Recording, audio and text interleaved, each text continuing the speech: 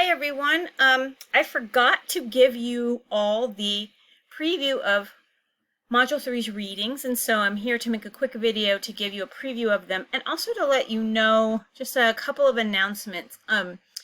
The email account that I have as English faculty at Front Range has been migrated to a statewide network or server or however that works. Anyhow, we've migrated to a different location, and I don't have access today to my beth.wheeler@frontrange.edu account. The migration happened over the weekend, and I'm sure there are many people like me not having easy access to my email. So if you have an important email to send, please use the D2L messaging system. You all know the messaging system is up here at the top. You click internal messaging, you all, and then you'll click compose. So there I just got a Microsoft Outlook, and it looks like I have to reset my password, so I'll do that in a little bit. So I might be having some luck with my Microsoft account pretty soon, my bethwheeler.edu. But if you type in my name, it might come up if you've emailed me before. If you haven't, you want to type in bwheel27@ucourses.com. This is not an email account, y'all. This is just my D2L message account, and so you can send that email to me instead of through email, through the D2L messaging system. If I haven't answered your email, that is why. Also, you all, I've been having some issues with some allergies. I have some kind of severe skin reaction going on, so I was at the doctor's this morning, and so again, apologize for my late response to all of your emails and things from Monday the 13th. It's just, doctor's appointments always take longer than you think they will, and that definitely happened to me today. All right, so thank you for listening. I'm moving on to previewing the essay so you can pick the best essays. You all, I have not read The Snacktivities and Musings of a Millennial Foodie before. It's a textbook reading in edition 9, but it's in the chapter called Arguments of Fact. So you can be sure that if you choose this reading, you'll be reading an academic essay, and that it is arguing and using logos more than the other appeals. I have skimmed through A Change in Education, the Benefits of Online versus In-Class Learning. It's in the same chapter, Arguments of Fact, and it's in version 8, and I forgot to put the 8 there, so let me put that in there while we're talking. I think I put a period instead of the 8. So those are textbook essays if you're interested in reading an academic essay. It's in the context of academic writing, in the context of academic research, and definitely using argument. But as you may know, if you've read through the instructions, here comes my cat, he might pass through. Oh, here's his tail, you're gonna see his tail. Okay, I thought it might come across my keyboard, so I was waiting to kind of grab him and move him away.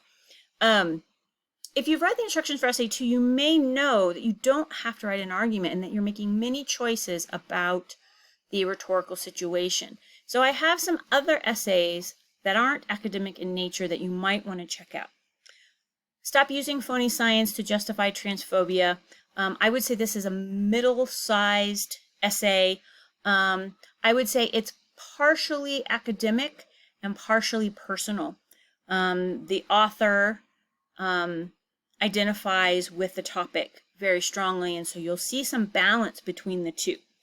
And I'm interested in you all making choices about your writing for this semester. If you want to continue to practice academic writing, you'll do that. If you want to do a merging or a sort of a hybrid of those two types of essays, you know, personal versus academic, but not making it versus, making it, you know, blend together, you can do that. Tense by Zoe Sprankle is on a blog called The Audacity. This is entirely personal. There are many references. She's using rhetoric. She's using poetic language. She's using both types of writing. So if you think you might revise your essay for essay 2, something more personal, you might choose this one. And I will caution some of you that tense might be triggering for some people. It involves some sexual assault, some description of sexual assault, so I just want to let you know that that's there. Inked Well and On Dumpster Diving. If you had me for English 121, you've probably read this essay or had the option to read this essay. Both are rather long. I would say, it's hard to know which is longer because I don't have a PDF of Inktwell, but I would say on dumpster diving is probably longer. I loved Inktwell. It, for me, is the perfect blend of academic writing, research writing, firsthand research, which means interviewing or surveying people, and even some personal reflection.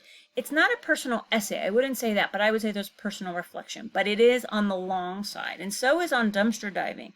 But on dumpster diving is a miraculous essay because it is written in an academic tone, but it's almost all personal experience or expertise on the topic.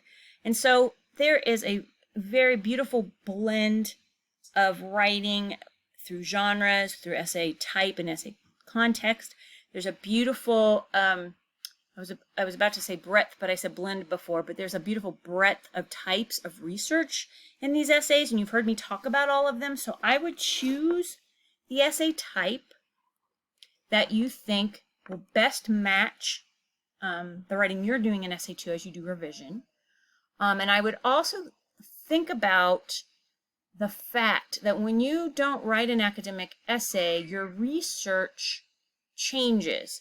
It matches the context of your essay writing. So if you do an academic essay, sorry, I keep looking over at my cat because he's near my plants and he's making me nervous about my plants. If you're not going to write an academic essay, how you research will change. You can still use the databases on the library, which we will review in a week or two. But you can do different kinds of research. First-hand research, which is your own, talking with people, interviewing people, surveying people. You could maybe do a survey through D2L, ask your classmates to participate. If you're doing academic research, you know what types of sources professors who expect academic writing require. And so you're hearing me say, not requiring that. It depends on the context of your essay. All right, so y'all, item number 2 on the module 3 list of things to do is check-in meetings. And I put it there intentionally so that you'll think about talking with me about essay 2 if you have questions. You're hearing there's lots of choices to be made. Sounds like the assignment's pretty flexible. My main concern is that you're learning about major revision, exigence, and genre. That's what we're studying this week, and I look forward to seeing you learn about those things. Talk to you later.